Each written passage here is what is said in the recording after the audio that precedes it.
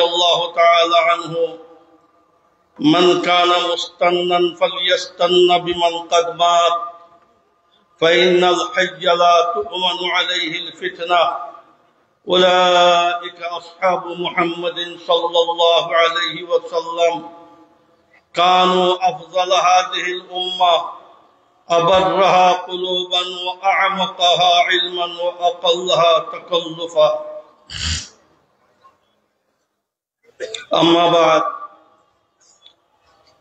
أذكر مبارك مجلس نهاية قابل احترام صدر محترم حضرات علماء کرام عزیز طلبہ برادران اسلام اللہ جل جلالہ رسول کریم صلی اللہ علیہ وسلم کے خاتم النبیین হিসাবে আমাদের কাছে পাঠাইছেন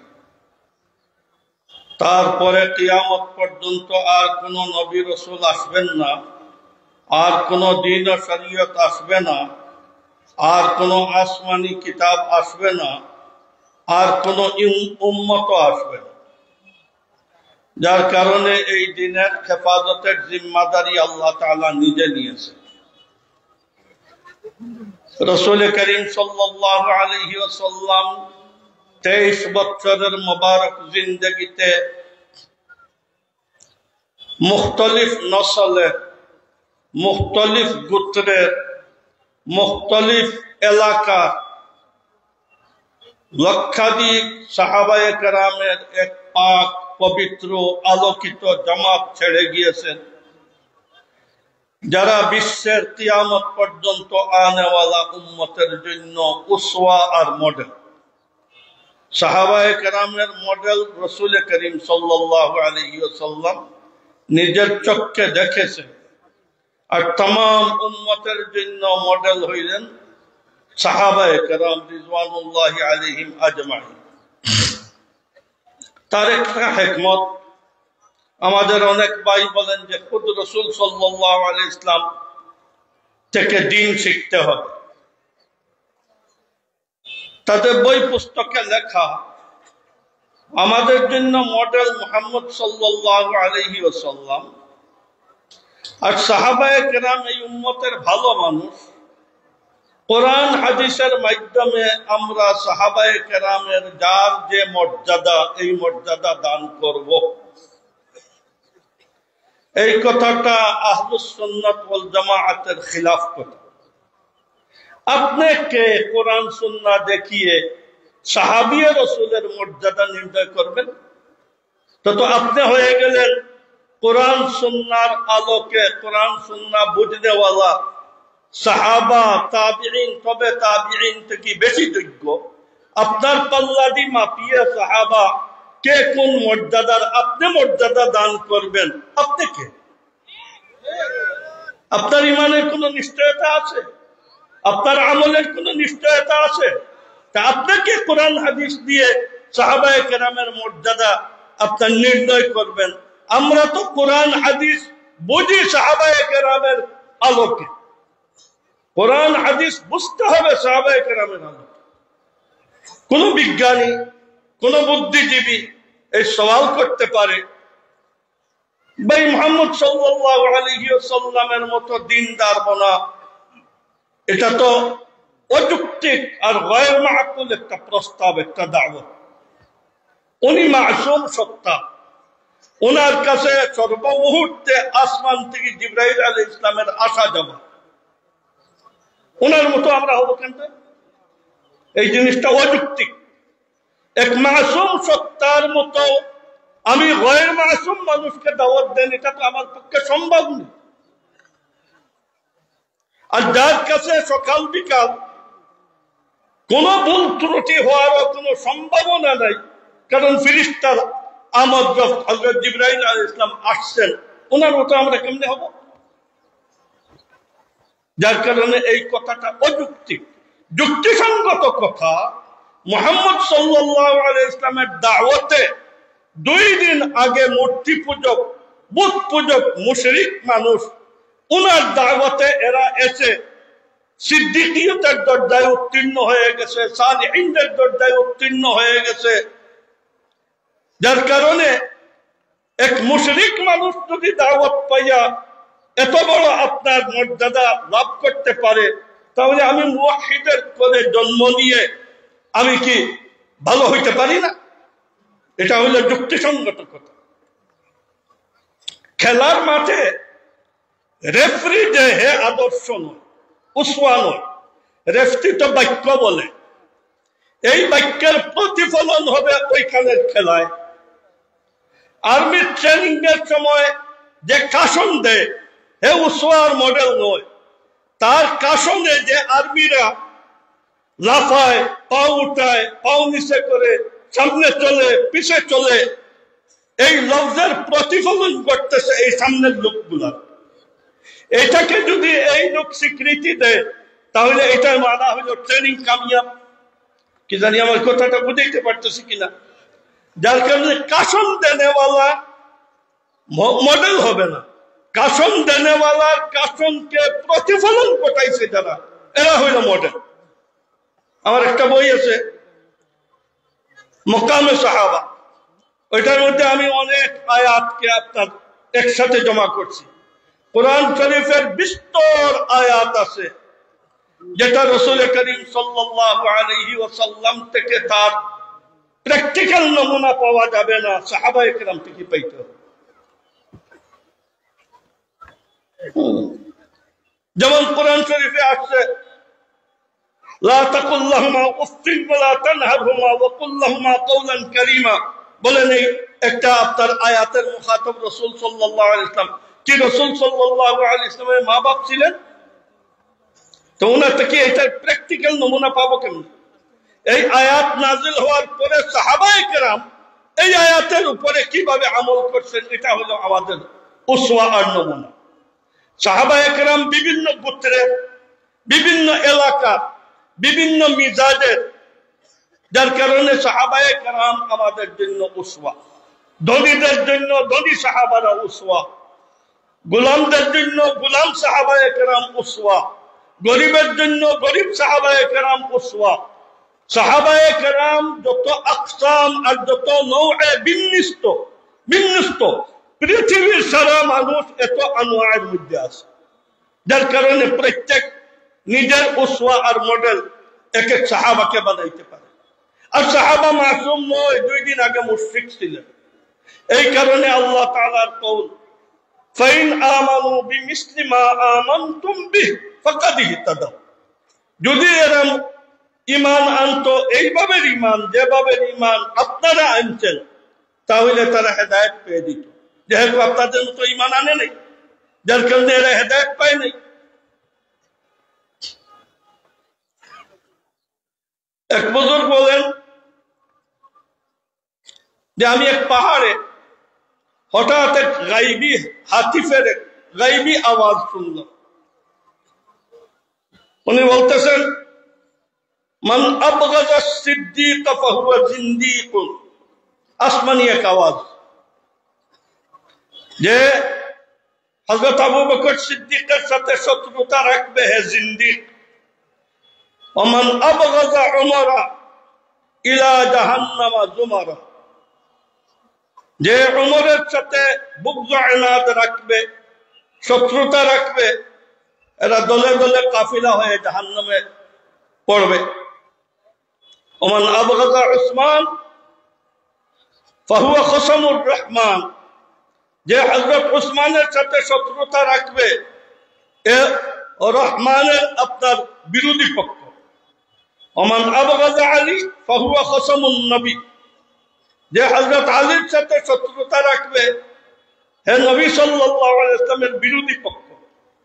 ওমান আবগাযা মুআবিয়াতা সাহাবাতুহু যাবানিয়াতু আল জাহান্নামা হামিয়াতাল হাবিয়া, আর যে হযরত মুআবিয়ার সাথে শত্রুতা রাখবে তাকে টেনে হেঁচড়ে জাহান্নামে ফেরেশতারা আপনার ফেলবে। হযরত মুআবিয়া রাদিয়াল্লাহু তাআলা আনহু এক দুর্গের দরজা। এই দরজার যে হেফাজত করবে তাম সাহাবায়ে কেরামের হেফাজত, আর যে এই দরজায় হাত দিবে হযরত মুআবিয়াকে আপনার তৌহিন আর তনকিস করবে, হে তাম সাহাবায়ে কেরামের তনকিস করবে। এক বুজুর্গ স্বপ্নে দেখেন হযরত আবু বকর, হযরত উমর, উসমান, আলী, হযরত মুআবিয়া পাঁচজন রাসূল করিম সাল্লাল্লাহু আলাইহি ওয়াসাল্লামের মজলিসে। এমন সময় একজন লোক আসছে, আসার পরে হযরত উমর রাদিয়াল্লাহু তাআলা আনহু বলতেছেন, ইয়া রাসূলুল্লাহ, এই লোক আমাদের তাওহীন করে। উনি বলতেছেন, না, আমি আপনাদের তাওহীন করি না, আমি শুধু ওনার তাওহীন করি। হযরত মুআবিয়া রাদিয়াল্লাহু তাআলা আনহুর দিকে হাত দিয়ে দেখেছে। রাসূল করিম সাল্লাল্লাহু আলাইহি ওয়াসাল্লাম বললেন, লাইসা হুয়া মিন আসহাবি, উনি কি আমার সাথীদের মধ্যে নয়? আর এরপরে রাগ করে হরবা, তীর থেকে বড়, আর আমাদের যে সেলসুলফি ওইটা থেকে ছোট, চিকন, লম্বা, এটা হযরত মুআবিয়ার হাতে দিয়েছেন, দিয়ে বলতেন আপনার গলায় ঢুকে। এই স্বপ্ন দেখি উনি সজাগ হয়েছেন। ফজরের আজান হয়েছে, তো খবর পাইলেন যে ওই লোক রাত্রে মারা গেছে, কে জবাই করে ফেলছে। হযরত মুআবিয়া রাদিয়াল্লাহু তাআলা আনহু সম্পর্কে শিয়ারা শত শত বছরে নতুন নতুন হাদিস আবিষ্কার করছে, আর হযরত মুআবিয়া রাদিয়াল্লাহু তাআলা আনহুকে বদনাম করছে। হযরত মুআবিয়া রাদিয়াল্লাহু তাআলা আনহু আপনার এই উম্মতের বহুত বড় এক মোবারক সাহাবী। হযরত আব্দুল্লাহ ইবনে মুবারককে একজনে জিজ্ঞেস করছিল যে মুআবিয়া আফযলু আম উমর ইবনে আব্দুল আজিজ, মুআবিয়া কি আফযল না উমর ইবনে আব্দুল আজিজ আফযল? হযরত আব্দুল্লাহ ইবনে মুবারক বলতেন, লাগুবারু মিন খারায়ে মুআবিয়াতা আফযলু মিন উমর ইবনে আব্দুল আজিজ। হযরত মুআবিয়া রাদিয়াল্লাহু তাআলা আনহু রাসূল সাল্লাল্লাহু আলাইহি ওয়াসাল্লামের সাথে সফরে, জিহাদে নাকে যে ধুলা বালু ঢুকছে, এই ধুলা বালু আপনার হযরত উমর ইবনে আব্দুল আজিজ থেকে আপনার বেশি আফযল। হযরত মুআবিয়া রাদিয়াল্লাহু তাআলা আনহু মর্যাদা, একজনকে জিজ্ঞেস করা হয়েছিল, উনি বললেন, তুমি কি বলো এক সাহাবী রাসূল সম্পর্কে, যিনি রাসূল করিম সাল্লাল্লাহু আলাইহি ওয়াসাল্লাম সামিআ আল্লাহু লিমান হামিদা বলতেন, আর উনি রব্বানা লাকাল হামদ নিজে বলতেন, এই জাত সম্পর্কে আমাকে কি জিজ্ঞেস করে? সাহাবায়ে কেরাম আমাদের উসওয়া, আমাদের মডেল। যে সাহাবায়ে কেরামের উপরে হাত দিবে, কথা বলবে, এই মানুষ আহলুস সুন্নাত ওয়াল জামাআত থেকে বহিষ্কৃত, বাহিরের লোক। পৃথিবীতে এমন কোন বাতিল ফিরকা মুসলমানদের মধ্যে ওজুদে আসে নাই। সব বাতিল ফিরকার বিভিন্ন মতবাদ, কিন্তু সাহাবা বিদ্বেষের মধ্যে সব একসাথে। খারিজি বলেন, মুতাজিলি বলেন, জুহামিয়া বলেন, এরপরে আপনার মুরজিয়া বলেন, যত ধরনের মানুষ সব সাহাবায়ে কেরামের বিরোধিতার ব্যাপারে সব আপনার একমত। হযরত মুআবিয়া রাদিয়াল্লাহু তাআলা আনহুর কাছে এইগুলা দর্শী সবকের আলোচনা, মজলিসে আমের আলোচনা নয়। হযরত হাসান রাদিয়াল্লাহু তাআলা আনহু নিজে কাসিদ পাঠাই দিলেন দিমিশক, যে আমি এই ইখতিলাফকে খতম করতে চাই, আর আমার কিছু শরাইত আছে, আমি আপনার হাতে বয়আত হইতে চাই।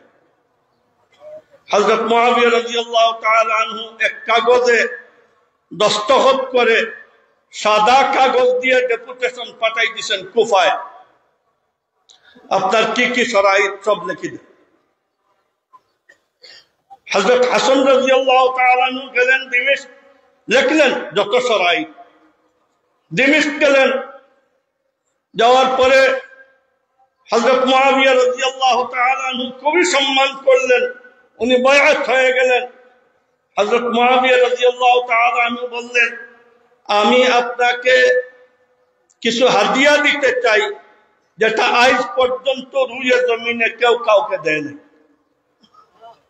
আর এরপরে ওই জমানার একটা স্টেটের সম্পত্তি বলা যায় 4 কোটি দিরহাম হযরত হাসান রাদিয়াল্লাহু তাআলা আনহুকে হাদিয়া দিয়ে দিলেন। হযরত আব্দুল্লাহ ইবনে জাফর হযরত হাসান হোসেনের চাচতো ভাই প্রত্যেক বছর 10 লক্ষ টাকা ওনাকে ভাতা দিতেন। হযরত ওমর রাদিয়াল্লাহু তাআলা আনহু ওনার জমানায় খিলাফতে বদরিয়িনদেরকে 5000 দিরহাম বাৎসরিক ভাতা দিতেন আর বলতেন লা উফজ্জিলান্নাহুম আলা গায়রিহিম, আমি বদরি সাহাবীকে সবের উপরে মর্যাদা দিব। এই ভাতা আর কাউকে দিতেন না। কিন্তু আজওয়াজে মুতাহহারাতকে 12000 দিরহাম করে আপনার মাসিক বাৎসরিক ভাতা দিতেন। ওই জমানায়, যে জমানায় কয়েকটা দিরহামে একটা ছাগল পাওয়া যেত। কিন্তু হযরত মুআবিয়া রাদিয়াল্লাহু তাআলা আনহুর ইতিহাস আজব। হযরত মুআবিয়া রাদিয়াল্লাহু তাআলা আনহু আজওয়াজে মুতাহহারাতকে, খুসুসান হযরত আয়েশা সিদ্দিকাকে আর এরপরে আহলে বায়াতকে হযরত হাসান হুসাইন, হযরত আব্দুল্লাহ ইবনে জাফর, ওনাদের পরিবার, ওনাদেরকে বাৎসরিক 10-20 লক্ষ দিরহাম করে আপনার ভাতা দিত। একটা নির্দিষ্ট ভাতা। আর একটা হইল আপনার এটা বাৎসরিক, আর একটা হইল মাসিক ভাতা। এটা বেশিও দিতেন, কমও দিতেন। হযরত মুআবিয়া রাদিয়াল্লাহু তাআলা আনহুর জমানায় রুয়ে জমিনে কোন তাবিঈ, কোন সাহাবী হযরত মুআবিয়া রাদিয়াল্লাহু তাআলা আনহুর খিলাফ ছিলেন না। হযরত মুআবিয়া রাদিয়াল্লাহু তাআলা আনহু আমিন, উনি কাতিবে ওয়াহী। রাসূল করিম সাল্লাল্লাহু আলাইহি ওয়াসাল্লাম ওনাকে দোয়া দিয়েছেন, আল্লাহুম্মা আল্লিমহুল কিতাবা ওয়াল হিকমাতা ওয়াল হিসাবা ওয়া কিহিন নার। আরো দোয়া দিয়েছেন, আল্লাহুম্মা হদিহি, আল্লাহুম্মা ইজআলহু হাদিয়াম মাহদিয়্যা ওয়াহদি বিহি। হযরত মুআবিয়া রাদিয়াল্লাহু তাআলা আনহু মেলা বাতিল ফিরকা সাহাবায়ে কেরামকে আপনার দেখতে পারে না। এই এক বেওকুফ আমাদের দালাইছরের আপনার মৌলানা হুদ বাইয়ামপুরের মিয়া সাহেবের বদদুআ লাগছে, বেয়াদবি করছে, খিয়ানত করছে। বাইয়ামপুরের মিয়া সাহেব বদদুআ দিয়েছেন, যার কারণে মান আদা লি ওয়ালিয়ান ফাকাদ আযানতুহু বিল হারব। আল্লাহ তার মিজাজে এমন বানাই দিছে, কই বাইয়ামপুরের মিয়া সাহেব হযরত মুআবিয়া রাদিয়াল্লাহু তাআলা আনহু সম্পর্কে এই ধরনের মন্তব্য, যে মন্তব্য আপনারা সবাই শুনলেন। এই মিজাজওয়ালা মেলা মানুষ এই দেশে বা বিদেশে আপনার আছে, এই বেওকুফ মুখ খুলি দিছে। যার কারণে এটা আবার দেখতেছি তওবা করছে। হযরত মুআবিয়া সম্পর্কে কিচ্ছু বললে কি তওবা কার কাছে করবে? আমাদের কি নোকসান হয়েছে? এটার কোনো তওবা নেই। যে আম্বিয়াদেরকে গালি দিবে তাকে কতল করা, ইসলামী হুকুম যদি এখানের মধ্যে ইসলামী হুকুমত থাকতো, যে সাহাবায়ে কেরামকে গালি দেয়, ডুল্লি দেয়, তাকে আপনার বেত্রাঘাত করতে হয়। যার কারণে আমরা কোনো বিচার আমাদের হাতে নিতে পারি না। কিন্তু আফসোস, উমরগঞ্জের আমাদের মুসলমান ভাইদের উপরে এই দেশে 16 বছর দেখলাম শেখ হাসিনার বিরুদ্ধে কোনো ইনসান ওয়াজ করার উপায় নাই। জুমার দিনে কোনো আলোচনা ইসলাম বিরোধী হইলেও এটা সম্পর্কে কেউ কথা বলতে পারে না, সাথে সাথে চেয়ার থেকে উঠাই দেয়, মাইক গাড়ি নিয়ে নেয়। দেখছেন না আপনারা এই দেশে মেলা জায়গায় মওদুদী সাহেবের সমালোচনা, সহিহ সমালোচনা, এটা করার পরে যেখানে ওনার বক্তব্যের ক্ষমতা আছে, এখানে ওনাকে কথা বলতে দেয় না। আর সাহাবিয়ে রাসূলের উপরে উলঙ্গ এইভাবে কথা বললো, আর ওইখানে উমরগঞ্জের মজলিসের কোনো অংশে কিছু বললো না। উচিত তো ছিল যে 1 মিনিটের ভিতরে জুতা দিয়ে স্টেজ আপনার ভর্তি করে দেওয়া। অনেক বুজুর্গানে দিন যারা এই জেলার সবচেয়ে বড় বড় বুজুর্গানে দিন এখানে আসছেন, সময় খুবই অল্প, সবাই কিছু কিছু কথা বলা দরকার। সাহাবায়ে কেরামের মুকামে সাহাবা আর কিবা তো মুকামে রিসালাত সম্পর্কে এগুলা মুস্তাকিল ওয়াজ মাহফিলের দরকার। আমি আপনাদের কাছে গুজারিশ, হুব্বে সাহাবার মুজাহারা করতে আমরা আর কিছু পারবো না, কিন্তু হুদের জনতা কেউ যাবে না। যেভাবে চোর ডাকাত মরলে কিছু মানুষের জনতা করে, এইভাবে ইনি মুসলমান কিছু মানুষের জন্য জনতা করে। সাব্বুস সাহাবাকে আপনার জনতায় শরীক না হওয়া উচিত। ওয়া আখিরু দাওয়ানা আলহামদুলিল্লাহি রাব্বিল আলামিন।